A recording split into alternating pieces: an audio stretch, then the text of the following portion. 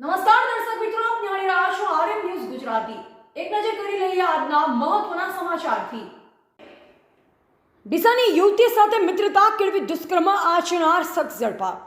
Luxury બસના driver Imran Kasam Hussain ધોરી ડીસાની યુવતીને પ્રેમજાળમાં ફસાવ્યા બાદ ધાક ધમકી આપી વારંવાર દુષ્કર્મ આચર્યું। પીડિત યુવતીએ ડીસા તાલુકા પોલીસ મથકે નોંધાવી ફરિયાદ।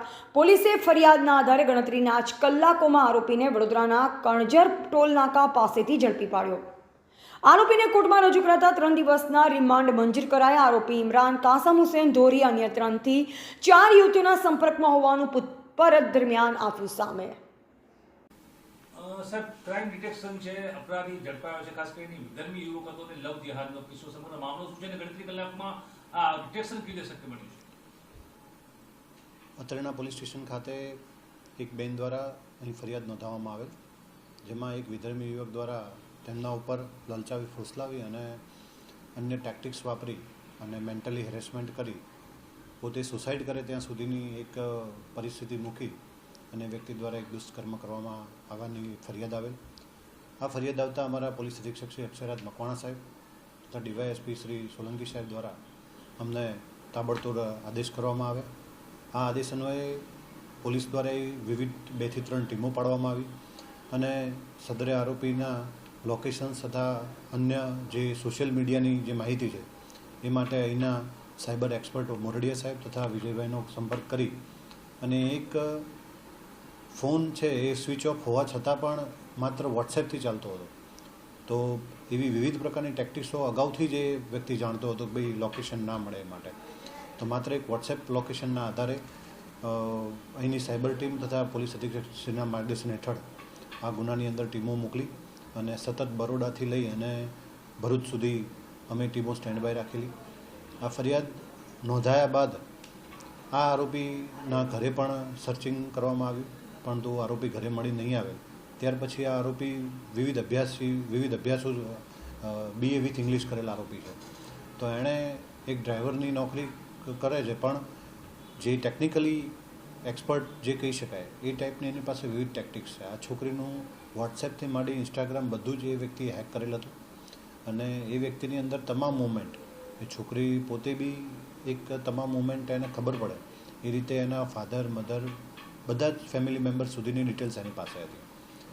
આ બધી જ ડિટેલ્સના આધારે વ્યક્તિ ઘણીવાર એને મારી નાખવાની ધમકી પણ આપતો। એમના જે પતિ છે એના ઘર સુધી પણ 1-2 વાર ગયેલ છે એવી ફરિયાદમાં હકીકત ઉલ્લેખ કરવામાં આવ્યો છે। તો આ રીતે એક મેન્ટલી હેરેસમેન્ટ કરી અને વારંવાર એની ઉપર જે ભોગ બનનાર છે એની ઉપર દુષ્કર્મ કરવામાં આવેલ છે। તો આ બાબતે અમારા એસપી સરે ખૂબ જ ગંભીરતા દાખવી અને અમને સૂચના કરી, જે અન્વયે આ આરોપીને તાત્કાલિક FIR નોંધાનાર 24 કલાકની અંદર આરોપીને પકડી પાડી પોલીસ દ્વારા વિવિધ મુદ્દાઓ પર તપાસ કરવામાં આવી રહી છે। હાલમાં એ આરોપીને જ્યુડિશિયલ કસ્ટડીમાં રિમાન્ડ માટે લઈ જવામાં આવ્યો છે। રિમાન્ડ નામદાર કોર્ટ દ્વારા દિન 2ના મંજૂર થયેલ છે, જે અન્વયે આ વ્યક્તિ જે છે એ આ કોઈ મેલાફાઇડ ઇન્ટેન્શન્સથી આ કાર્ય કરે છે અથવા તો તપાસના મુદ્દાના કામે જે દાખલા તરીકે એણે પોતે સ્વીકાર્યું છે કે આ સિવાયની અન્ય 2 થી 3 છોકરીઓ છે એની ઉપરથી હેબિચ્યુઅલ આરોપી છે, એના વોટ્સએપ સ્ટેટસની અંદર એના વોટ્સએપ એકાઉન્ટની અંદર એક હેબિચ્યુઆલિટી એના અંદર હોય એ ટાઈપનું દેખાઈ રહ્યું છે। તો એ બાબતે વિવિધ મુદ્દાઓ ઉપર તપાસ હાલમાં ચાલુ છે। એ સિવાયના જે વિડીયો કોલના સ્ક્રીનિંગનું રેકોર્ડિંગ છે એ સોશિયલ મીડિયામાં જેટલો એક્ટિવ હતો એ તમામ પાસાઓ પર સાયબર ક્રાઇમ તથા ડીસા પોલીસ દ્વારા હાલની કન્ડિશનમાં જે ઇન્વેસ્ટિગેશન છે એ થઈ રહ્યું છે અને હાલમાં આરોપી જ્યુડિશિયલ કસ્ટડીમાં નામદાર કોર્ટે 2 દિવસના રિમાન્ડ મંજૂર કરી અને આગળની કાર્યવાહી પોલીસ દ્વારા ચાલુ છે। ચારધામની જાત્રાએ ગયેલી ટૂર્સ એન્ડ ટ્રાવેલ્સની બસના ડ્રાઈવર ઇમરાન ઘોરીએ એ ટૂર્સ એન્ડ ટ્રાવેલ્સમાં ગયેલી એક દીકરીને પોતાની માયાજાળમાં ફસાવવા માટે માત્ર ઇન્સ્ટાગ્રામ આઈડી મેળવી અને એના પેઇન્ટિંગ અને એના સ્વભાવના વખાણ કર્યા અને પોતે ડિપ્રેશનમાં રહે છે અને એ દીકરી કઈ રીતે ખુશખુશાલ રહે છે એવું એની પાસેથી શીખવું છે એવી વાતોમાં લઈ અને એ દીકરીને લવ જેહાદનો શિકાર બનાવી છે।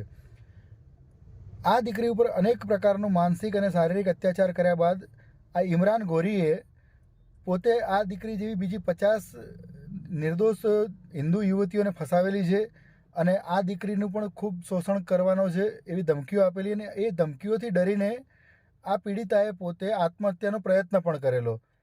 આ પીડિતા આ જે ઇમરાન ઘોરી છે તેનાથી છૂટવા માટે કોઈ પણ ભોગે પોતે જીવ પણ ટૂંકાવી દેવા માટે મજબૂર બનેલી હતી. તેમને ભૂતપૂર્વ ધારાસભ્ય શ્રી શશિકાંતભાઈ પંડ્યાએ ખૂબ જ હિંમત આપતા એ ફરિયાદ કરેલી છે.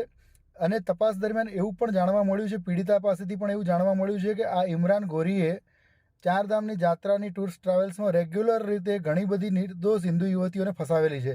અને સ્પષ્ટપણે આ લવ જેહાદ જ જણાય છે. અને આવા દુષ્કર્મીઓ સામે ખૂબ જ કડક પગલાં ભરવા જોઈએ અને આવા બીજા દુષ્કર્મીઓને પણ શોધવા જોઈએ. અને જો કોઈ આયોજનબદ્ધ રીતે આવી પ્રવૃત્તિ ચાલતી હોય તો આના માટે સ્પેશિયલ ટાસ્ક ફોર્સની નિમણૂક કરી અને આવી પ્રવૃત્તિઓ શોધી કાઢવી જોઈએ. બનાસકાંઠા પોલીસે આ ઘટનામાં ખૂબ જ સરસ પગલાં ભર્યા છે અને આ આરોપીને તાત્કાલિક ઝડપી પાડ્યો છે. પરંતુ હજુ આ આરોપીના અનેક કારનામાઓ બહાર આવે એ માટે ઊંડી તપાસ જરૂરી છે.